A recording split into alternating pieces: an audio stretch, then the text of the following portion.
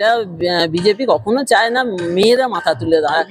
2026-এ কখনোই বিজেপি সরকারকে আমরা আনবো না এবং চাইও না যে আসুক। মহিলারা মহিলারা এক হয়ে দাঁড়াবো যাতে দিদিই থাকেন।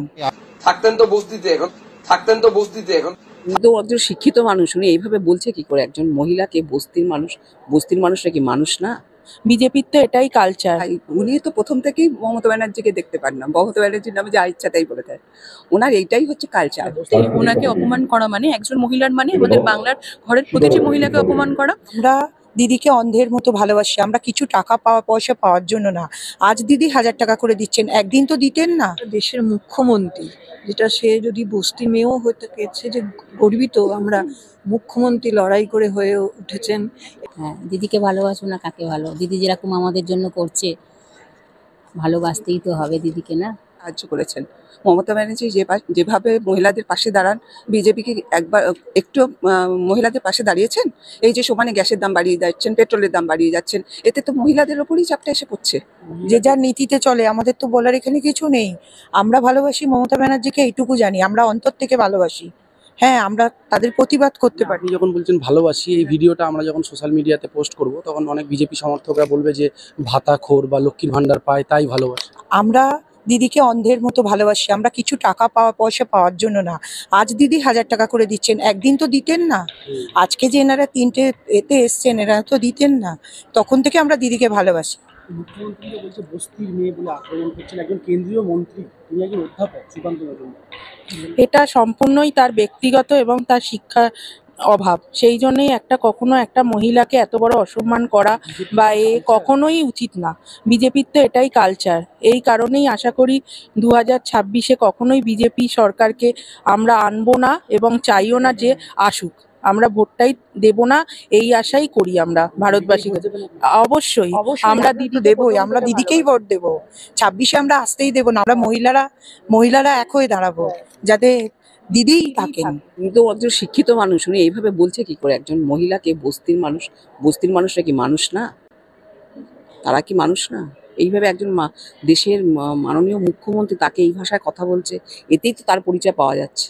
যে শোনো ভাই, যে ভালো কাজ করবে সেই তো সবাই তাকেই চাইবে না। আমার তোমার বলে তো কোনো প্রশ্ন নেই।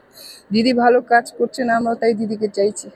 বিজেপিকে মহিলাদের দেখতে পারেন, মহিলাদের কটা মহিলাকে উনি কতটা সাহায্য করেছেন। মমতা ব্যানার্জি যেভাবে মহিলাদের পাশে দাঁড়ান। বিজেপিকে একবার একটু মহিলাদের পাশে দাঁড়িয়েছেন? এই যে সমানে গ্যাসের দাম বাড়িয়ে যাচ্ছেন, পেট্রোলের দাম বাড়িয়ে যাচ্ছেন, এতে তো মহিলাদের ওপরই চাপটা এসে পড়ছে। যার কারণে ওদের ওপর রাগটা এসে পড়ছে মহিলাদের। লক্ষ্মীর ভান্ডারকে বলছে দয়া ভিক্ষা, এগুলো বলছে। এটা তো অপোনেন্ট যে কোনো পার্টি বলে দয়া ভিক্ষা। কেননা মানুষ, হ্যাঁ এটাই হচ্ছে, এতগুলো টাকা পেলে তো মানুষের অনেক উপকার হয়। আজকে মেয়েরা স্বাধীন হচ্ছে এই লক্ষ্মীর ভান্ডার। তো এই স্বাধীনতা চায় না অপোনেন্ট, কোনো অপোনেন্টই চায় না। বিজেপি বারবার মহিলাদেরকে কদিন আগে দেখা গেল বিজেপির একজন নেতা রাস্তায় দাঁড়িয়ে কুকর্ম করছে। সেগুলো তো কুকর্ম নয়, সেগুলো সুকর্ম। আর এই মহিলাদেরকে বলা, এটা তো স্বাভাবিক। মহিলারা যেহেতু স্বাধীন হচ্ছে, তাহলে একটা মহিলা ঘরে স্বাধীন হওয়া মানে একটা ঘর স্বাধীন হয়ে গেল। বিজেপির ক্ষতি কোথায়? মহিলা স্বাধীন হলে তো ভালো। হ্যাঁ, বিজেপির ক্ষতি নেই। বিজেপির তো সেখানেই বিজেপির অপকর্মগুলো উঠে আসবে, যেগুলো নানা জায়গায় আজকে আমাদের স্টেটে খুব একটা করতে পারছে না। অন্য স্টেটে তো অনেক কিছু হচ্ছে মহিলাদের ওপর। হ্যাঁ, সেইগুলো তো মহিলা যদি স্বাধীন হয়ে যায় তাহলে তো বিজেপির ক্ষতি। সেইখানেই চাইছে যে যতটা পরাধীন রাখা যায়। নোংরামি করছে। হ্যাঁ, এটাই তো স্বাভাবিক, এটাই স্বাভাবিক। এটা বিজেপি কখনো চায় না মেয়েরা মাথা তুলে দাঁড়ায়। আজকে একটা কথাই বলছি, দিলীপ ঘোষ যতদিন তিনি মহিলা ছাড়া ছিলেন, ততদিন কিন্তু তিনি পার্টির লোক। যে মুহূর্তে তার মাথায় একটা স্বাধীনতা এসে গেল, তিনি হয়ে গেলেন আউট। তাহলে কি, এটাই তো বিরাট, যে একটা মানুষ যে বিজেপির বিরাট, সেখানে তাকে বার করে দিল, তাকে এখন আর ডাকছে না। কালও একটা সভা হয়েছে, সেখানে ডাকেনি। অত বড় সভা, সেখানে সুকান্ত মজুমদার, আমাদের একটা চলে যাওয়া পাঁঠা আছে, হ্যাঁ, সেই পাঁঠা নাচছে। এরকম লোকদের নিয়ে বিজেপি চলে, মেয়েদের কোনোদিন কিচ্ছু চায় না। যার ভাষা যেরকম, তার পরিচয়ও সেরকম। উনি যদি ওনার ভাষা থেকে বাংলার সমস্ত মহিলারা, বাংলার প্রতিটা ঘরের যত মা বোনেরা আছে তাদেরকে যে অপমান উনি করেছেন, হয়তো তিনি নির্বোধ, উনি ওটা বুঝতে পারছেন না, কিন্তু এটা তো সত্যি। ওনাকে অপমান করা মানে, একজন মহিলার মানে আমাদের বাংলার ঘরের প্রতিটি মহিলাকে অপমান করা। ওনাদের নিজেদের যে বর্তমান আসন্ন যে ফল আছে, ওনারা নিজেরাই নিজেদের ফল নিজেরাই আগে থেকে ঘোষণা করে দিচ্ছে। এটা তো যার যার ব্যক্তিগত পরিচয়, মানে যারা ইনবর্ন যে ধরনের মানসিকতা নিয়ে বড় হবে তাদের কাছ থেকে আপনি সেটাই পাবেন, অন্য কিছু তো পাবেন না। আমরা নিজেদের, দেখুন, যে যেরকম তার মানে যেখান থেকে উঠুক না কেন, আমরা একজন বয়স্ক মহিলাকে এই ধরনের মন্তব্য করতে পারি না।